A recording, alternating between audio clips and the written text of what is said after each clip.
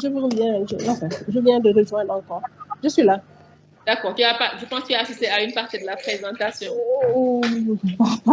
Pas une grande partie. Hein. Est-ce que tu as une contribution tu veux contribuer ou pas? Est-ce qu'il y a des expériences, quelque chose à dire sur le... Moi, j'étais en train... Tout à l'heure, on a discuté sur... C'est juste par rapport peut-être... Oui, s'il te plaît, oui. Il y a une question que je te posais, tu n'étais pas en ligne. Est-ce que dans ton expérience, tu as déjà eu un retard de croissance de moins de 30 semaines qui était capable de t'aider à la cuillère ou au sein? Non. D'accord. Non, en fait, moins de 30 semaines, en réalité, on ne se risque même pas à essayer, ouais, en fait. Ça. Parce que, a priori, à cet âge-là, ils n'ont pas encore acquis ni le réflexe de succion déjà, ni la coordination, peut-être. Mais pas la coordination.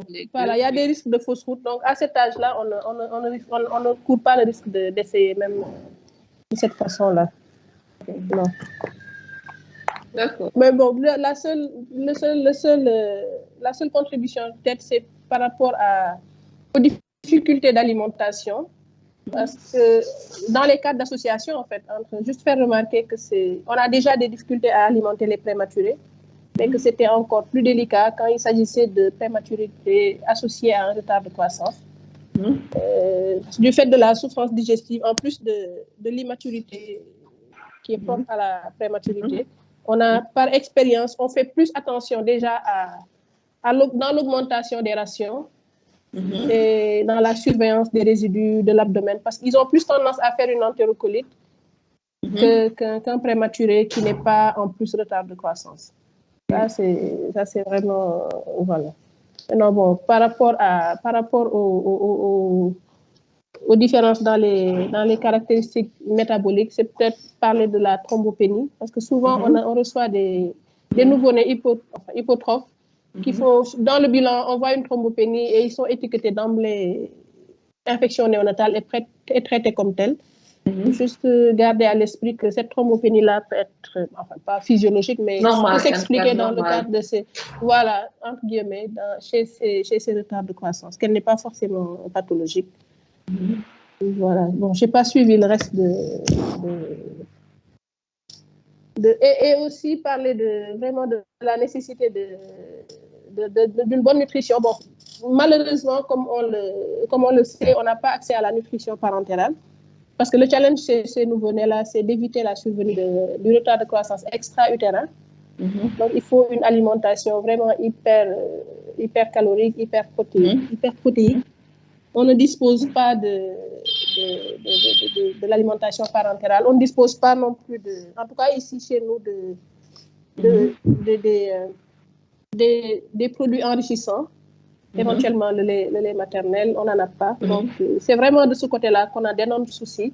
On a du mal à réaliser ce rattrapage-là en post-natal. Voilà. Ceci est associé au fait que l'alimentation est encore plus délicate chez eux. Donc, on a vraiment du mal pour cette catégorie-là de retard de croissance d'avoir une prise pondérale, en tout cas satisfaisante, suffisante pour rattraper ce retard de croissance-là en extra-utérin. Bon, peut-être parce que dès le départ, on ne pense pas c'est-à-dire à l'utilisation, en fait, à l'utilisation ça dépend des formules lactées qui sont utilisées. Est-ce que c'est le lait maternel? Essayer de l'enrichir, ou bien est-ce que c'est des formules infantiles? Et en ce moment-là, pencher plus pour les préparations pour prêt, pour les prématurés qui sont quand même en matière de teneur protéines, qui ont une meilleure teneur en protéines. Peut-être c'est ce qui fait que parfois on se retrouve avec ces déficits-là, ce déficit de la postnatale, en fait, de la croissance pondérale. C'est ça, parce qu'en pratique, en fait, ils supportent, bon, comme tous les nouveau-nés, ils supportent mieux le lait maternel. Ils supportent mieux, donc on est obligé de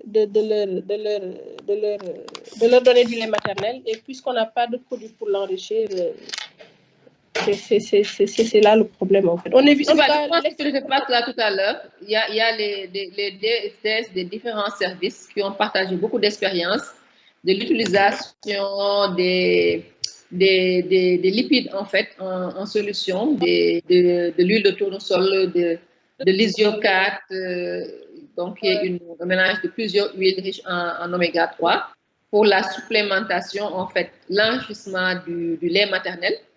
Et apparemment, ceux qui en ont l'expérience trouvent qu'effectivement, ça aide beaucoup à améliorer le gain pondéral, sauf peut-être pour Dalal Diamo, où au début, quand ils ont utilisé l'huile de tournesol, il a été signalé des cas de diarrhée chez les enfants qui en ont reçu. Mais bon, moi, je leur ai dit, peut-être c'est les quantités qui, au départ, étaient trop importantes et qu'il fallait peut-être y aller progressivement dès le début. Mais je pense que ça peut être comme une alternative. Oui, c'est vrai que, bon, nous, c'est vrai que c'est pas encore dans nos pratiques, mais j'en discutais récemment avec Dr. Yaïdior. Il me parlait aussi d'une expérience positive par rapport à leur prématuré, à leur retard de croissance. Et je pense qu'on va essayer de...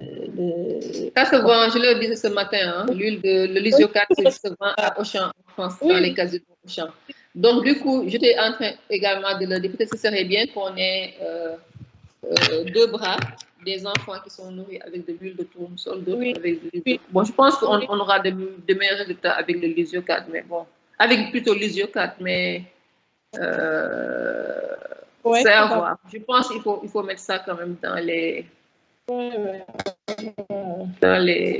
habitudes. Maintenant, par rapport, on revient un peu au cours. Est-ce qu'il y a une autre intervention? Oui, il y a Baldé, c'est lourd.